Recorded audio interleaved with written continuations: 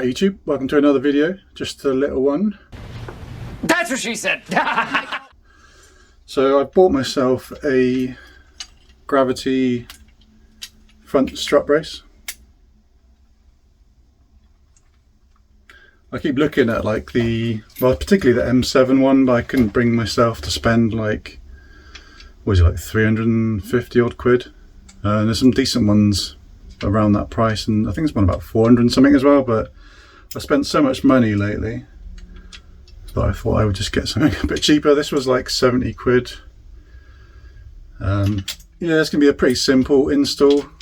We've got, I think we need a 13mm socket for the 3 nuts on top of the strut, and then an 8mm Allen key for there, a 15mm spanner there, and I think there's a 19 there. Oh no, 17. Hold on.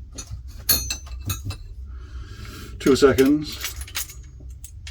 Yeah, that's 17, that's 19.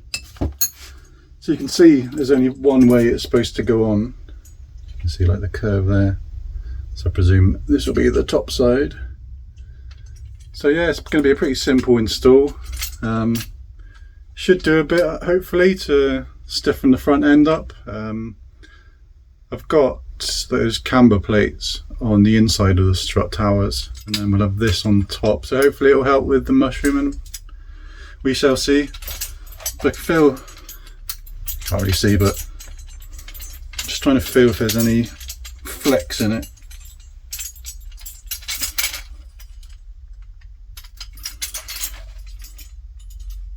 I can't really tell. It's just digging into my fat. But yeah, let's get it installed then, shall we? So I was just about to start complaining to gravity because I thought this was bent when it wasn't supposed to be.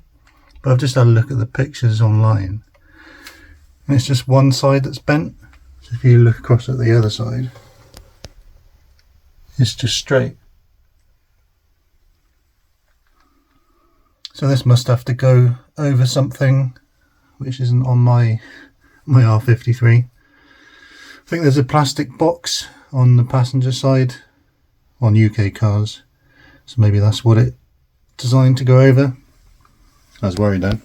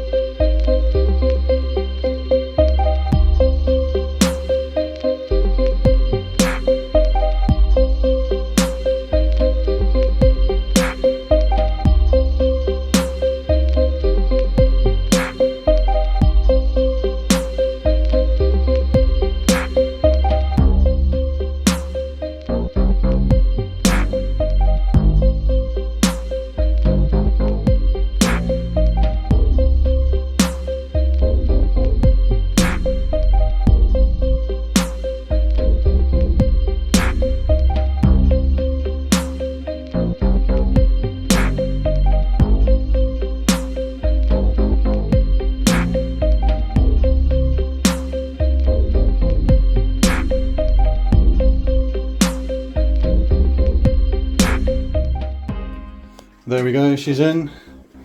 So you can see we've got maybe 1.5 inches of clearance there. And the only other thing that's kind of close is this aftermarket expansion tank. That's probably 8, 9, 10 mil. So I'm not quite sure on the standard R53s how close the stuff is there, but in my setup it fits fine. Now that it's on, you can kind of see what kind of, I can try and hold this still at the same time. You can see there is a bit of flex. I'm trying to keep the camera still while I do it. Let me put it on the tripod.